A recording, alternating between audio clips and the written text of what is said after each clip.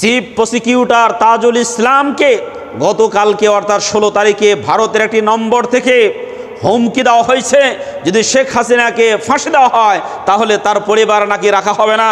আরে মিয়া, তোমরা তো জানো না তাজুল ইসলামরা তারা জীবনের মায়া পরিত্যাগ করে এই মাফিয়া চক্রের ব্যাপারে ইনসাফপূর্ণ ফয়সালা করার জন্যই সেই কোর্টের চত্বরে দাঁড়িয়েছে। তাদের পরিবারের উপর যদি ছুটার কোনো আঘাত লাগে, বাংলার প্রত্যেকটা জনগণ তোমাদের দাঁত ভাঙা জবাব দিবেন ইনশাআল্লাহ। সুতরাং তাজুল ইসলাম শুধু একা নন, এর সাথে রয়েছে বাংলাদেশের 18 কোটি তৌহিদি জনতা মুসলমান। সুতরাং ভারতে বসে বসে তোমরা যারা চক্রান্ত করছো, বিচার বানচালের ষড়যন্ত্র করছো না, বিচার বানচালের ষড়যন্ত্র তোমরা করতে পারবে না।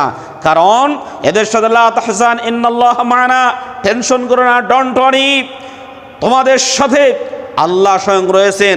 যারা ইনসাফকারী, যারা মজলুম, তাদের সাথে আল্লাহ থাকেন। জালিমদেরকে আল্লাহ পছন্দ করেন না। ইন্নাল্লাহ লা ইউহিব্বুজ জালিমিন, জালিমদেরকে আল্লাহ কখনো পছন্দ করেন না।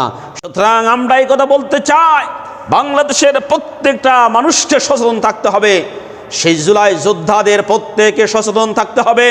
যদি এই সমস্ত প্রসিকিউটরদের ব্যাপারে কোনো ধরনের তারা নেগেটিভ সেন্স ছড়িয়ে দেয়, কোনো ধরনের অশোভন অশালীন আচরণ করে, তাহলে তাদের একটাকেও বাংলার জমিন থেকে রেহাই দেওয়া হবে না ইনশাআল্লাহ।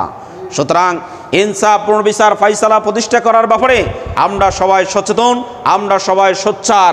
এ ব্যাপারে আগামী দিনে যেই সমস্ত অপরাধীরা অপরাধ করেছে তাদের অপরাধীদেরকে অপরাধের বিচার নিশ্চিত করার জন্য এই সমস্ত প্রসিকিউটর এবং সাহসী ব্যক্তিদেরকে আমাদের বাংলার জমিনে একান্ত প্রয়োজন।